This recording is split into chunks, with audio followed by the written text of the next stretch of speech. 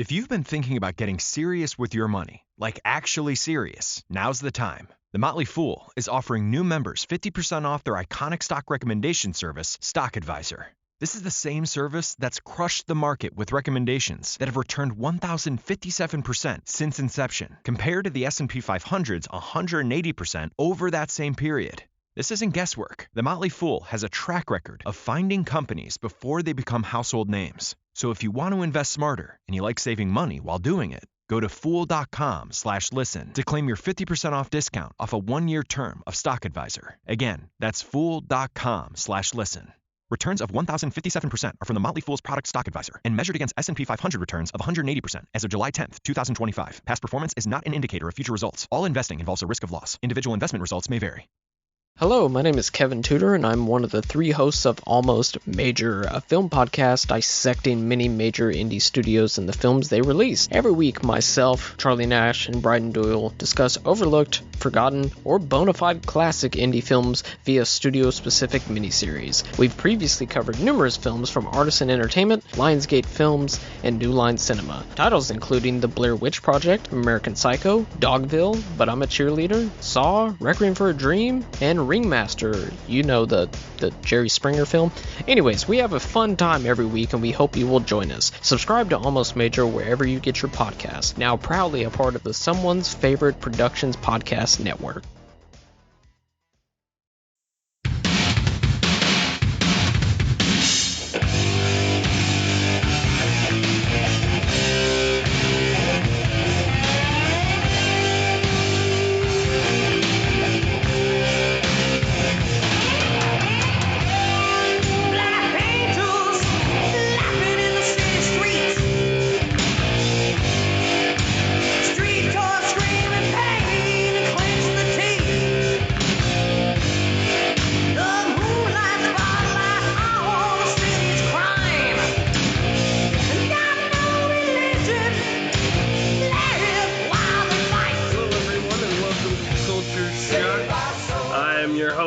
John Lein. And I am Daniel Wickwire, multimedia director for Kulturecast.com.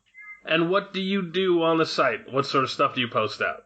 I post live stream videos, gameplay videos, as well as some of my archived content from years gone past. Movie reviews, but I mainly focus on video games. Okay, great.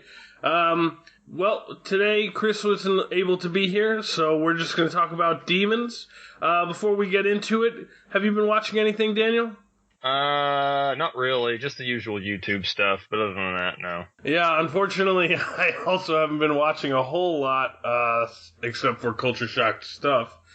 Yeah, I can't think of anything I've watched. I mean, I finished Dark Matter. That was a cool show, but I talked about that last Sunday, so...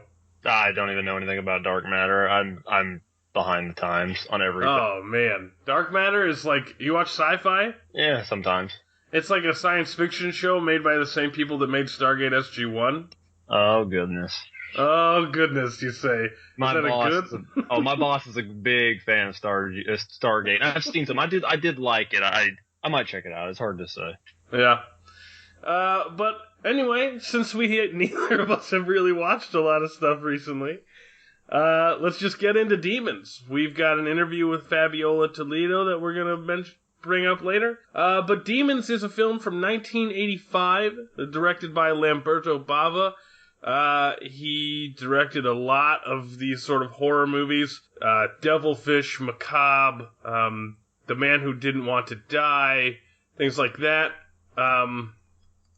And it stars Urbano Barberini as George, Natasha Hovey, Carl Zinni, Dario Argento, Fabiola Toledo, a whole bunch of people from, European cinema that our American listeners may not recognize, but that have been in a pretty sizable number of things.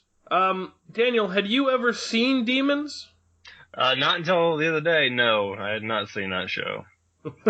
What did you, first of all, do you watch a lot of horror movies? Sometimes it just depends. There's very specific subgenres of horror that I really enjoy. Like what? I like slasher films. I like zombie movies. some suspense-driven horror films. It just depends. But then there's ones I don't really like. I don't like how many times can we jump scare you in a 90-minute time span. That stuff, I don't know. Like, stuff like that I don't really care much for. I really don't. So then what'd you think of Demons? It was different. To put it, I'm trying to think of how I want to say this, because I don't know how I feel about the movie. Yeah. I literally just watched it last night, and I don't know exactly what to say. I don't. I mean, I watched it, and I'm like, oh my gosh, do I hate this movie? I don't know. I mean, it had some redeemable aspects, but it was definitely different. Personally, I really enjoyed Demons. It felt a lot like the Evil Dead franchise, with sort of really graphic special effects. Not really special effects, really graphic practical effects. I mean, Fabiola Toledo specifically, she like warps from a human into this crazy demon thing. I don't know if you know who she is. She's the hooker that bursts through the movie screen onto the stage and then transforms into a demon. Okay, because I think it's funny to me that both the prostitutes get it first, to be honest. I don't know what that says about the movie, or me thinking that's entertaining, but I didn't realize that's who that was. That was, all the transformations were very different. I will give it that. Like, when they actually showed it would actually displayed it on screen, as opposed to just the after effect, I thought they all kind of varied, but I didn't realize that was her. Right, and we've talked a little bit about this without discussing the plot. The IMDb synopsis is, a group of people are trapped in a large movie theater in West Berlin that is infected by ravenous demons who proceed to kill and possess the humans one by one, thereby multiplying their numbers. And over the course of the film, at the beginning, you just follow these two schoolgirls as they get movie tickets, to this new theater opening, and they go, and there's a bunch of different people there. There's school kids, there's a pimp and his hookers. Oh, I love the pimp, dude. Oh yeah, awesome. He's really cool. There's the blind guy and his assistant and her boyfriend. I think it was actually, is that spoiler to say that I believe it was his daughter? Was it his daughter? He says, pretty confident, he says that it's his daughter. Like, later in the movie, not to spoil it. But, well then, yeah, a woman attached to the blind guy somehow. Okay, fair enough. There's this like whole cast of characters, and then eventually like the cokeheads get involved. Yeah. Well, when we get to that, we have to talk about the cokehead. Yeah. And they go to see this movie about these kids that go into a tomb and find a mask, and they put the mask on, and it nicks one of the kids. Like, there's a jagged shard inside the mask that nicks one of the kids' faces, and that nick turns the kid into a demon. And in the movie theater, they have that mask prop that does the same thing to one of the hookers. And... Do you love movies? So do I. What's up, y'all? It's KB, and I love movies. Inviting you to listen to The Conversation, a film podcast where passion meets perspective and opinion. From the old school to the new, I invite a guest on to discuss the movies that thrill us, challenge us, break our hearts, or even blow our minds. There's always new episodes dropping wherever you get your podcasts. So join the conversation. We don't just watch movies, we love talking about them too. The Conversation with KB Loves Movies, a part of Someone's Favorite Productions podcast network. That ends up transforming that prostitute into a demon who then starts killing everybody else in the movie theater. Yes, that is definitely what happens. So, what did you think about the sort of parallel editing of the movie that they're watching to the movie that we're watching? That actually... I was going to say that's actually one of the things I liked most about the movie was the fact that it had it was literally like everything that, for the most part, that happened on there, or not everything, but a good portion of it, was actually what happened in the show. And not long before either. Mm-hmm. Or even actually was the other way around. It happened in real life in the movie as opposed to what happened on the screen in the theater. Mm-hmm. So I thought that was kind of interesting. It was I liked it. I thought it was cool. You don't usually see that, in a movie like that. At least I don't. And I don't mean like, oh, they're watching a horror movie and just like Scream. Like, not like that. But right, it's like a straight, they are watching what's happening to them. Exactly. This isn't satire. Yeah, it's what's. But I enjoyed it. I thought it was good. It was really interesting. Definitely a different take. Mm-hmm. And then, what did you think? Because there's one thing that really, one thing that bugged me about this movie is what is the name? The bellhop? Nope, that's for a hotel. No, it's Usher. The usher of the movie. Yes. At the beginning of the film, when everybody's walking into the movie theater, she's like glaring at them and smiling when they get cut by the mask and all this like weird stuff that suggests that she's in on it. And then when the demons start attacking, she's just running along with the rest of the group, you know? It feels like a loose end. It really does. Like, she was supposed to be more, like, when they were doing the script and the show originally, and it just kind of like, I don't know what to... Okay, speaking of that, the Usher, I need to say something. This was me and my dad and my wife were watching this last night. Uh-huh. Why does it look like the Usher was dressed like Herbie from Rudolph the Red-Nosed Reindeer? Go back. Is that the little elf? Yeah, the elf. I promise you, go look and see what she was wearing. It was terrible. Oh gosh, it was awful. But no, it was like she felt like a really loose end. Like there was supposed to be more to her. It just was not. It didn't get flushed out. Yeah, I thought that was weird too. Even that's how I feel about a lot of the characters in the movie. But really, like who else? Well, just all of them. Like, you know, obviously the main characters, the two girls. I don't know, Cheryl and Katie Kelly something. I don't ever remember the other girl's name. But I can remember like the four main characters, three of the main characters. I can't remember hers. But it seemed like oh, they're the main characters. Like when the movie starts out, like they're gonna build, and then like they kind of like lose their way. And I don't know if that was like necessarily a bad thing, because obviously they should be more of a central focus. But like for the good beginning part of the movie, there was a lot of focus on them. And there were like huge gaps later where we didn't hear nothing about them at all. Mm-hmm. So it just seemed, it seemed different. But again, it was a fairly large cast, and it seemed like some people got lost along the way. Right. What did you think?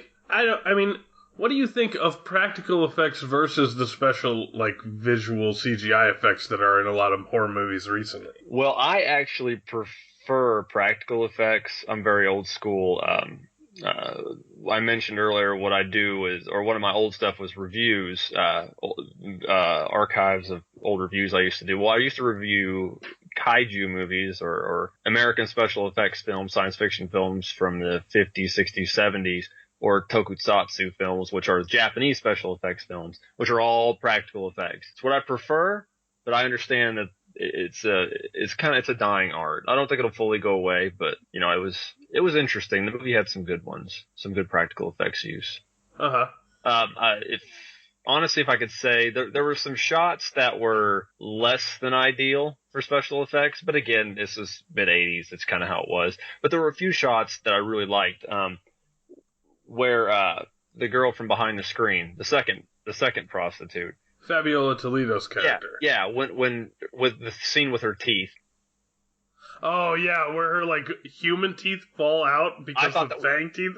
Yeah, I thought that was really good. I thought they did a good job with that. Yeah, again, her transformation is like the first hooker turns into a demon, but you don't really get to see it. But when Fabiola Toledo changes, that's all on stage in front of the characters, and so you get those sort of close-up shots of her teeth getting pushed out and her nails growing and like pus exploding out of her face. Yes. Like, well, you get that in the first hooker, like the pus thing. It's like, oh, it's like a massive white head, and like, then it cuts. But yeah, I think you get her. I think her transformation was like the best, like the most all-encompassing. Like you see it all from beginning to end.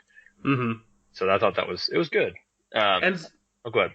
Well, I was just going to say, speaking of Fabiola Toledo's transformation in the film, we have an interview with her that I did, so we're going to take a second and play that. Why did you get involved with demons? Because 2 years before, I was working with Lamberto Bava, who was directed Demons, and in the 1983, I had played with him a blade in the dark. In English was the title, La Casa con le Scale nel Buio, was an Italian movie, was directed by him, and I met him in that film. And after 2 years, he called me for playing demons. And you'd worked with him before. What was he like as a director? Well, fine. It was good. But, I was really young at that time. I was only 21 years old. Then for me it was one of the first experiences in cinema, because it was my third film in Italy. Mm-hmm. But it was great to work with him. And what was your impression of the script when you first got a look at it? Strange, because I don't like gore. Mm-hmm. I don't like horror films, horror movies. I don't like them. Mm-hmm. I prefer suspense. I prefer another kind of film. But I did it because they told me about the film could be great, and I was involved. At first I was insecure because the plot were a little strange for me, Right. Because I didn't understand really well after I came to assume the risk, because were a scene very difficult to do it, and I was afraid, because I always thought I couldn't get it, But at the end I did it, and it was fine. It was well. And for someone who isn't a huge fan of the horror genre, how has being in Demon sort of affected you since its release, if at all? Well, first of all, I think that the real star in this movie was Sergio Stivaletti, because he handled my mask. Mm-hmm. Because the masks were made on my face, and he handled in the real special effects. Mm-hmm. Great work. He works and he runs the movement of my tongue, of my nails, in the best way. I never thought that it could be done since I see it. I'm sorry, but my English today is worse than other days. That's fine. No, it's not fine. You mentioned the work done on the special effects. Can you tell me a little bit about what went into that whole process? Well, at first they put on my face wax, as a mask made of wax. Mm-hmm. And after that they put I don't know how can it's called in English, I don't know, fibra de vidrio. I don't know how can I explain you. But at the end was a mask. My features, my eyes, my mouth, my bones, and after that they use my mask to with a long tongue, mm-hmm. With eyes, and the eyes appears real. Mm-hmm. With full of veins, but no, my eyes are the mask eyes, Right. And the mask were made beautiful. It was horrible, but was beautiful because it was made in the best way for that time, because we are talking in 1983. 85. No, now the post-production could do many other things that at that time didn't exist, But for that time, in was great. I always thought, but because the star of the movie was Sergio Stivaletti, who because he did the special effect. At one point in the film, a sort of pustule, a boil, I guess, on your neck pops, and this green fluid goes all over? Yes.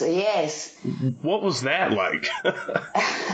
It was disgusting. I was afraid because the worst sequence for me play was when I had to jump across the screen, through the screen, and I had to take off in the floor, but just in the point that he marked me. Just in that point. No, a little at the right or left. No, just in that point. I had to jump across the screen, and we had only one chance to do it, to shoot it. And I was really afraid. For me, I was scared.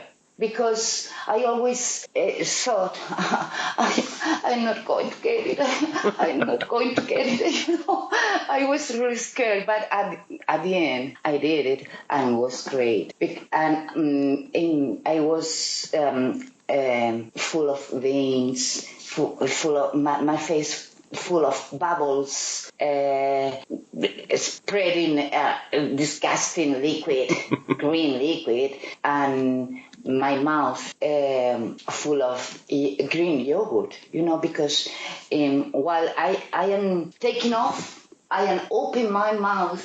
I had to open my mouth and spread this liquid, was disgusting. When I saw the film, I hate myself because I don't recognize it.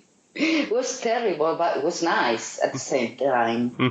And it was great. It was nice work, and I did it well. I did it well. It was nice. So after Carmen, your character, goes through that intense transformation, she kills a character named Frank, but then she's not in any scenes for the rest of the movie. Were there any that got recorded and just didn't make the final cut? I really don't know, I don't know. When I went back to Madrid because I was living here. I have to move to Rome to play the film. They want to do another second part, Demons too, but I didn't want to do it because one was enough. Right. So maybe Demon Carmen was going to be in the second movie? Yes. Someone told me, I'm not whether it's true. They use my name and my mask in the second Demon, but I've never saw the film, the second part. But I really don't. Carmen was a prostitute. And I suppose they can change the role. They can. I really don't know. But I was surprised to the success of the film, because I didn't believe in it, as a great film. But the people who love gore, the horror movie, like a lot. This film is everybody who like horror film. Demons is the most.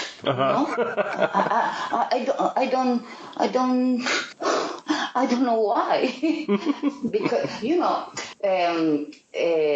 2 years ago, someone was make me a test for another film, and it was an American man. And while we were talking, he watching me in a certain way, And I thought, man, it's crazy. Why he watching me in that way? And at the end, he told me, yes, now I know, because I know you.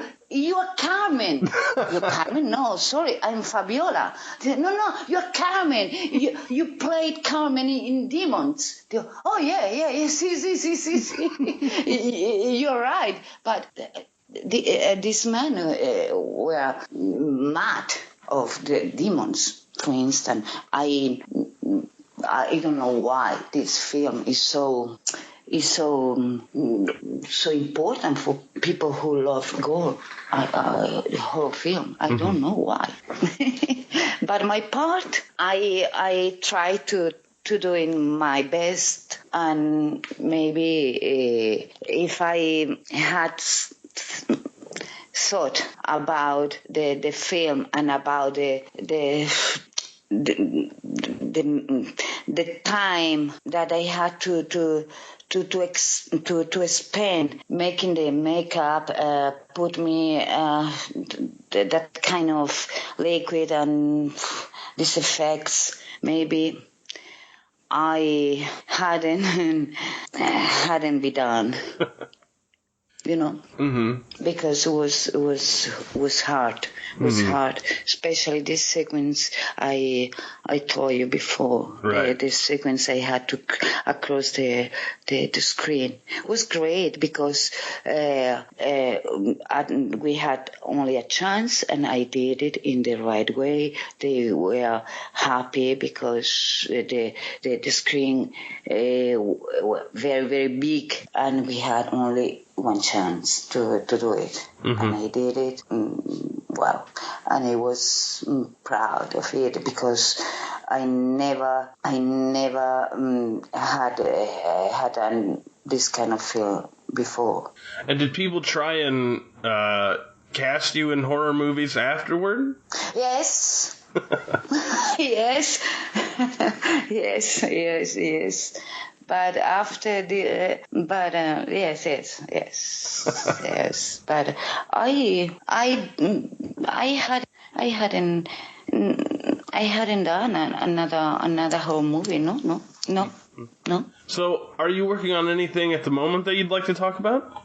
Yes. I now am on stage with a play named Sophocles, but in English could be Hot Flashes. And then we are rolling all around Spain. I sing now on main playing theater. Do you prefer theater to film? No, I feel fine in any kind of play on stage or in TV or cinema. I like every format, Any format for me, it's good. I like to express myself. It shows so feelings. Then the medium is it's not important. Could be in cinema, in front of a camera, on stage, or it doesn't matter. What's the media? Right. Well, unless you can think of anything else that you remember from your work on Demons that you want to talk about? Yes. The screenplay, in the screenplay, the part of the blind man was written for Vincent Price. That Bava told me that.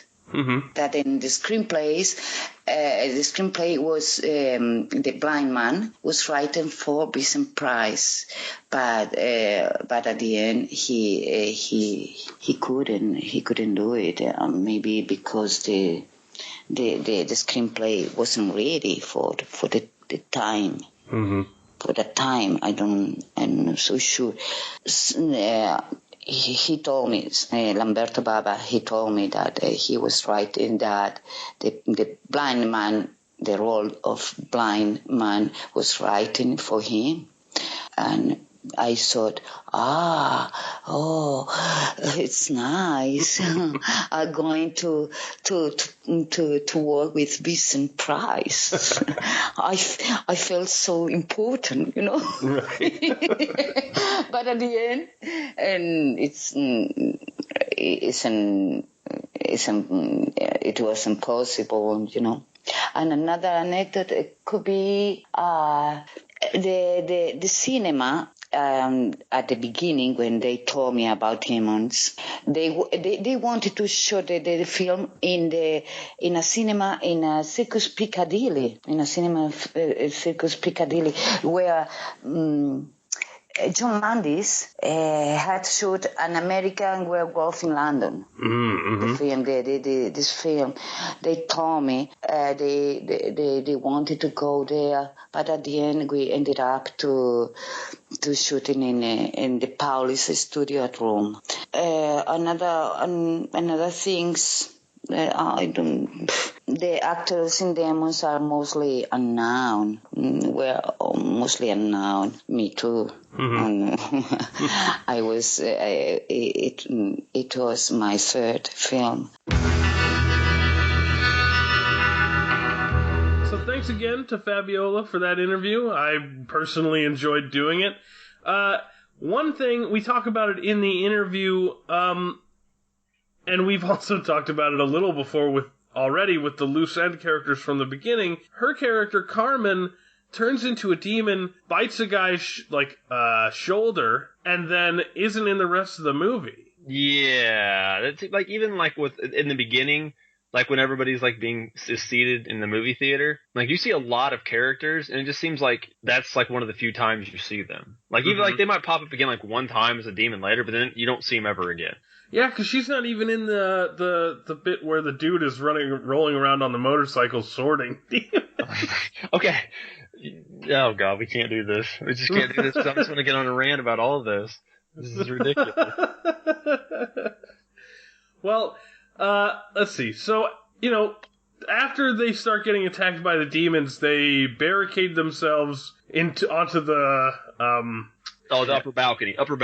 Yeah, onto the upper balcony. It's okay. They barricade themselves onto the balcony with like all the chairs and stuff, and then we sort of shift to outside the movie theater where we get for no reason, where we get to watch a bunch of cokeheads like drive around snorting coke. Okay, and by the way, we gotta mention, like, snorting coke. Like, they had a can of Coca-Cola with a straw in it, and they were, like, literally snorting it. I thought it was beverage. That's how they were hiding it from the cops. I know. It felt so out of place. It was, oh my god. It's out of place, but I laughed my ass off at that. Oh no, it was funny. I was like watching, I was like, what? Like, okay, here's another thing. Did you notice in the theater, right, when one of the girls, Katie is what I'm going to call her because I can't remember her name. Kathy, that's the one. So she gets the can of Coke, right? And she very cleverly covers the label the whole time. Uh-huh. Like you know, so they don't have to pay for branding. But then, like, with the Coke ads, it's like blatant, like Coca-Cola. Like, right. It was awful. Well, they do a lot of, like, the music with them in the movie, too, is stuff that I would be surprised to learn that they paid for the rights to, you know? Really? I thought they just stole them. I was like, yeah, I mean, they've got, like, AC/DC songs in there and shit. Billy Idol, White Wet. Yeah. It's ironic when the Coke ads are around. Oh, God. I mean, I don't know, maybe back in 1985 it was easier to get away with that stuff. I don't know. I mean, I know now if you post a fucking movie on YouTube that has White Wedding in the background, they'll shut that down. Oh, no. Oh, but you should see my videos. Like, some of the ones I've done, it's like flagged. Flagged. Not that they've pulled, but it's like a minor, like, excerpt from a song. Like, no! Cannot monetize that. Like, whoa, settle down, guys. As if it's getting monetized anymore. I know, right? I know, right? But so they eventually, what happens is one of the doors opens to the movie theater, and the cokeheads are getting chased by cops, and they get chased down this blind alley, and a door opens, and they run inside.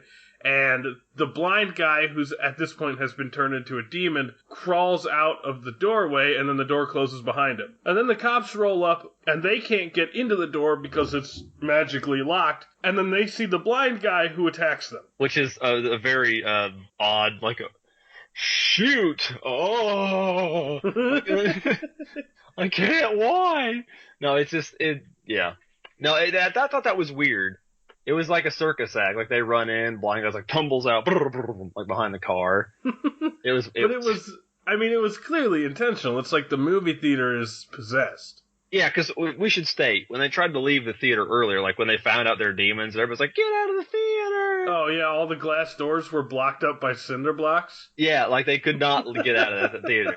And another thing is, remember they went to the projection booth? I gotta talk about this. I managed a movie theater for 3.5 years. I have to talk about this. Okay. And they go upstairs, and they're like, a door! And they kick it open. And then, like, another door, and they kick that open. And it's like, there's nobody in the projection booth. It's all automated, which at the time, I don't know if they really did.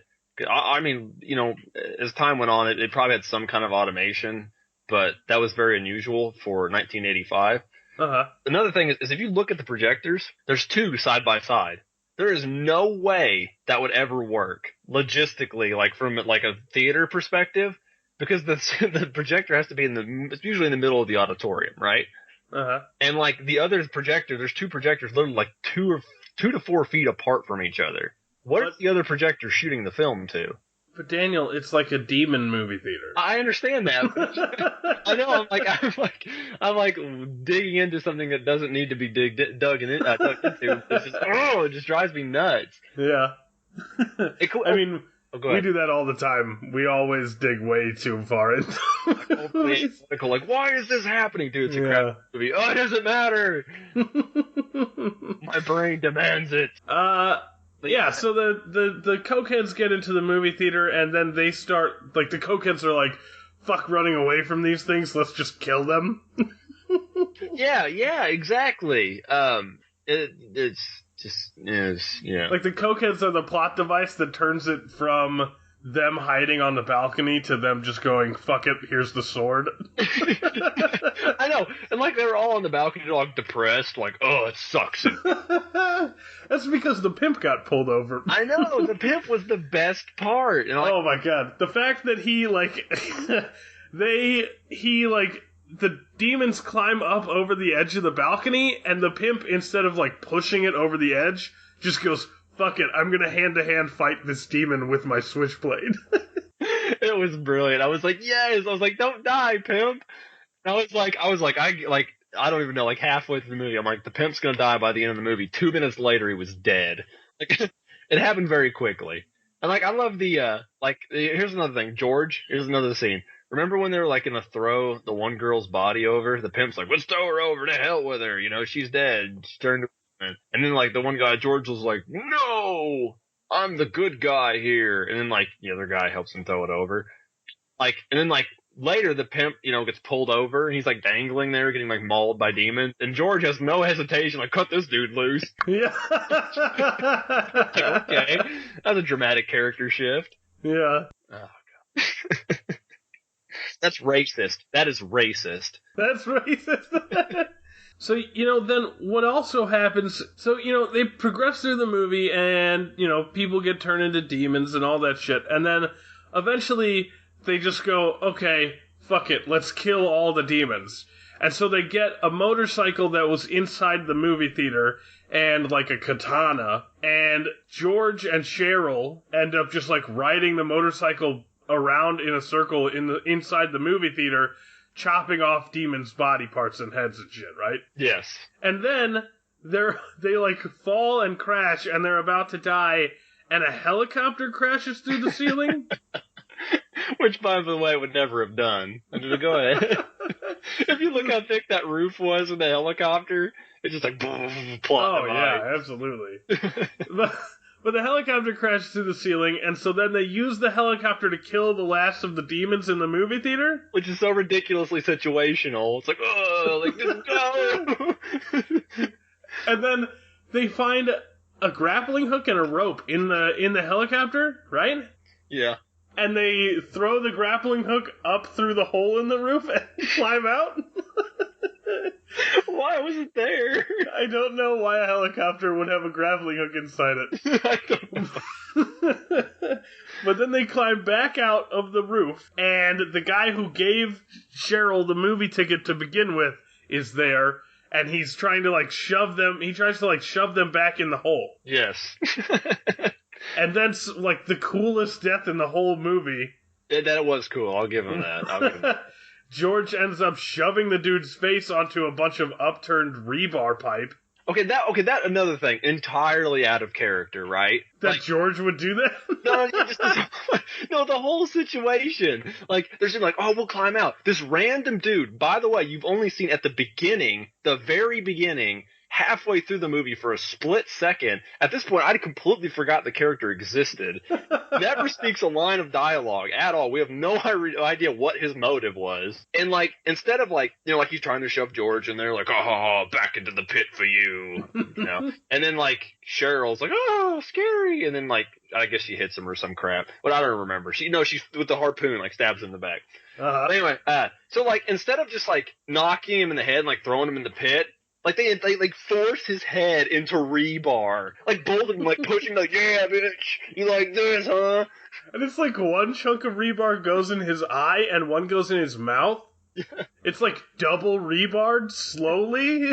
I know, it's just so weird. It's you take these characters, I'm assuming this is just to try to express them being desensitized, because they can't talk right now.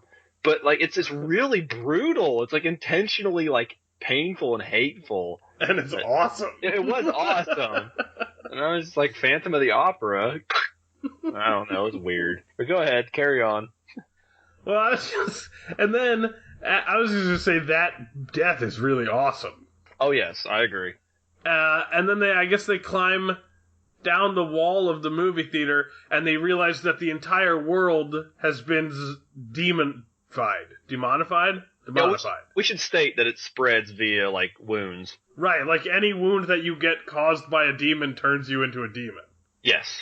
And and I guess also any blood contact, if a demon's blood gets on you? Well, I don't think so, because remember the one girl, the high school girl, got covered in that one dude's bile after the pimp knifed him? Uh-huh. And, she didn't turn, but her boyfriend ended up. What even happened to those two? You died. Well, right. I mean, they died, obviously. I know, it only shows the guy die. It never shows the girl die, does it? I don't remember. No, yeah, it is, because, so what happens is, they're crawling through the air vent, because they have their own little side plot. Of course. And they're crawling through the air vent, and the dude is in front, and the girl is in back, and the dude hears, nails scraping along the vent, and so he tells her to go in front of him so that when whatever is chasing them catches up, he'll be there to get hit by it. Yeah. And then it just turns out that it's, his nails growing out of his hand, and she turns around, and he's all demonified, and he eats her. Oh, I must have missed that. Wow, where was I? I think I completely misinterpreted that scene, which is weird. I think it was I looked down for a second, what? Well, it was really fast. I think it was. It was very sudden. 1 minute they're climbing through the vents, and the next minute he's a demon trying to eat her. Yeah. Gotcha. Maybe it was I wasn't even. I'm sorry. I dropped the ball. I've let the world down for missing that. So then they get out of the movie theater and they find out that almost the entire world is demonified, and they're trying to run around and avoid hordes of demons, and they end up coming across this Jeep that this older guy and two young people are riding in. And the Jeep stops and they climb in, and apparently this couple, this group of people, is an old guy and his daughter and his young son. and they've just been prepping for, like, the zombie apocalypse. It's a very specific situation. So they've each got, like, guns, and they're each, like, good at shooting people. Yeah, this kid is, like, 8, by the way. Yeah, just, like, fucking headshotting people. I love it. Like, where are we going? The lights. There might be, like, the lights. Like, there might be a safe place out there yet. Right. Because they're going out to where there's light? Okay, this happened very fast. Like, this all escalated very quickly. Yeah, it does. Like, the end of the movie, from them crashing the motorcycle after sorting people to this point that we're talking about now, is like 10, 15 minutes? Yeah, and, like, the world suddenly demons at this point. Like, between, like, the crazy blind guy getting outside and then, like, sword, like where they're at, like, literally, what, 20 minutes in the story? 15, 20 minutes, like I said? And, like, the whole world's demons. It went quick. There must be some good joggers, man. I don't think 28 Days Later has anything on this. No. Because then these ones are also, like, sentient. Oh, yes, of course. As opposed to, like, the 28 Days Later ones that are just mindless, angry zombies. Yeah, exactly. Like, but finish on. Go ahead, carry on. We got to get to the end of the movie. That's one of my favorite parts. I mean, so you talk about it then. They're on the Jeep and they're riding with the people that are apparently Doomsday Preparedness family. Yeah, and okay, yeah. So they're like riding, and they're like the guy's driving, and the 2 kids are in the front of the Jeep, and like Jorge and Cheryl are standing here. They're like, oh, like we're going to the lights. It'll be safe there.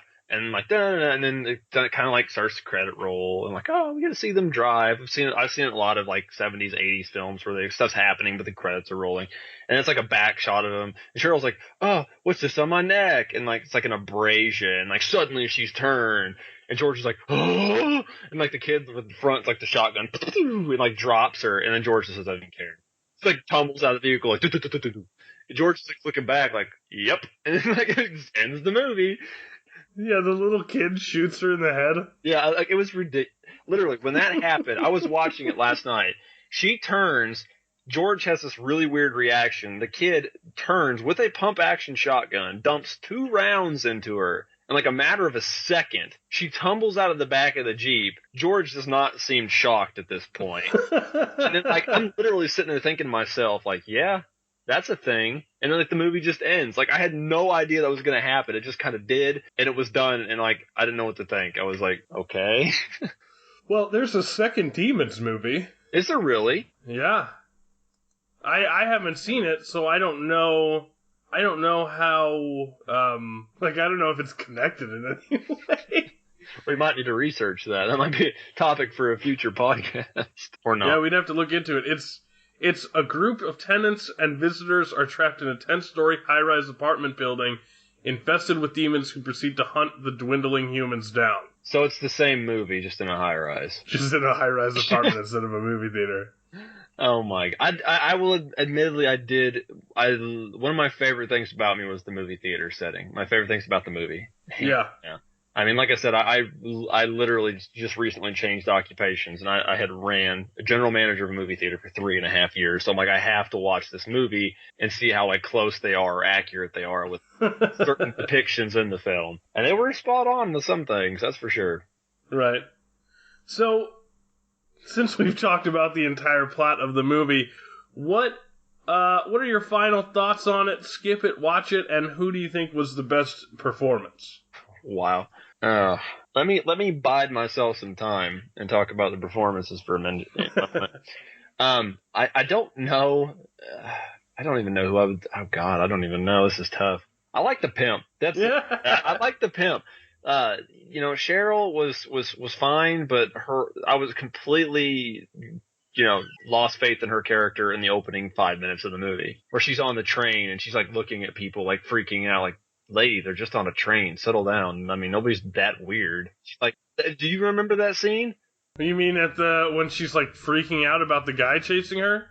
No, not that. Like, look at her expression if you ever watch the movie again, if being the key word, you ever watch the movie again, watch her expression when she's on the train. She's just riding. There's all these people. There's some punk rockers and stuff. But she's like overreacts the entire scene.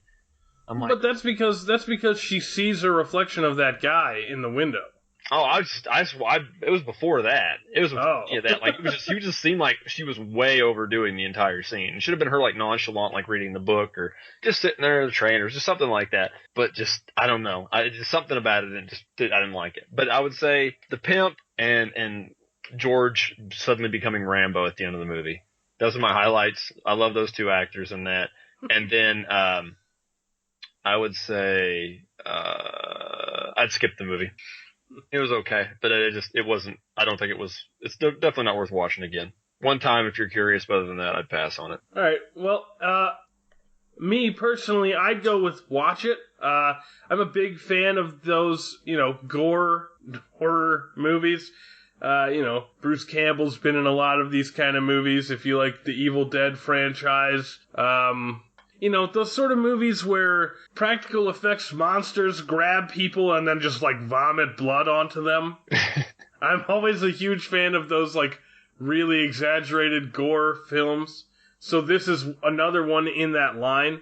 I also really liked the whole, like we already talked about, the sort of meta movie theater setting of it all. I really liked that it would go and cut from the shots in the movie that they were watching to the shots of the audience watching them. So I'm going to say watch it, but it is definitely one of those films that if you're not into that sort of thing, you probably won't enjoy it. And best performance, I really liked the pimp just because his character was that sort of like, fuck it, I'll kill anything that tries to hurt me kind of guy. Extremely over-exaggerated. Right. But I think I have to give best performance to Goretta, who played Rosemary, which is the first hooker that gets turned into a demon. Oh, yeah. Because she is, like, clearly the big bad of the movie for most of the film. Oh, I will admit, like, her in makeup was, like, really good. I liked her in her demon makeup. Yeah, and that's, her character is, like, clearly the main demon villain for most of what's going on. Yes. And she does all these crazy things, like she digs out, like she uses her thumbs to push out the blind dude's eyes. I'm surprised she didn't kill the guy, to be honest. I was kind of shocked at that. She doesn't have to. She just has to wound them, and then they turn into demons. Touche. Like, spread! I don't know.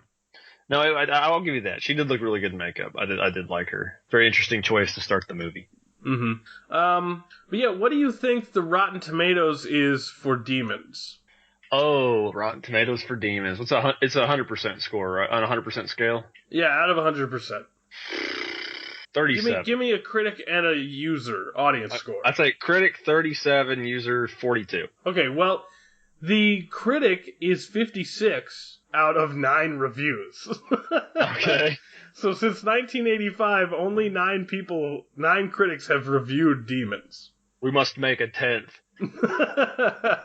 And it has 5 fresh and 4 rotten. It doesn't have one of those little short blurbs because, it doesn't have enough reviews for it. Yeah. The audience score, though, is 66% out of 10,250 reviews. Well, that's a lot of reviews. Mm-hmm. So, the user review is watch it, and this critic review is skip it.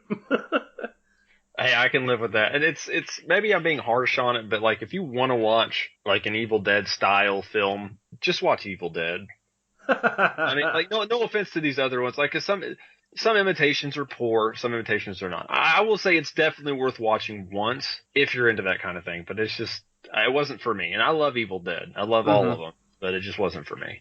And I'd also say if you're into practical effects, if you're looking into maybe working in practical effects, you should definitely watch Demons just to check out what they do. Yes, some of the practical effects are very good. Other ones are not so much. I do like I said, the scene with the teeth, the fangs, whatever. That was really cool. I like some of the with the pus, the thing like gland inflating on their neck. I thought that was kind of neat.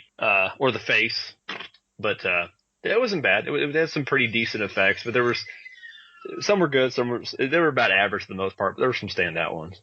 Right. Well, Daniel, before we talk about what we have next week, do you have anything you want to plug? On the Culture Shock website, you should go check out Kulturecade. I'm on the show called Game Along. Right now, it's just me. I stream a lot of my content, and I'll put the feed results on there. And it's just me playing various PC, PS4, just various game titles. There are some old reviews I did on monster movies. My kaiju movie reviews are being uploaded on there. So if you get a chance, check those out if you're into old school movies or just me playing video games and ranting about it. You have a Twitter or anything? Yes, sorry. Rome_21 DW on Twitter. My Twitch is Rome_21. And my YouTube channel is Rome21 Plays, all one word. All right. My Twitter is John Lein, followed by the number 1. You can follow me on there.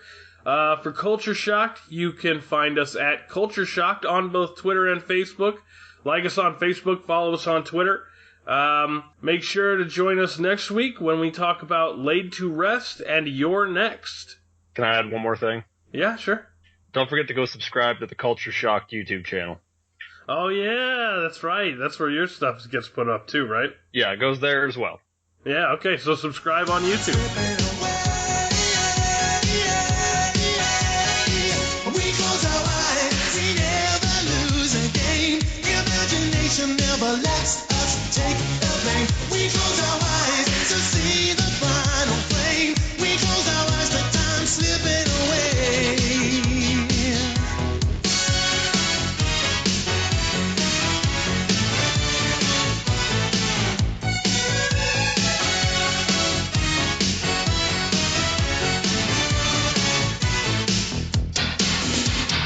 No show, Wednesday girl.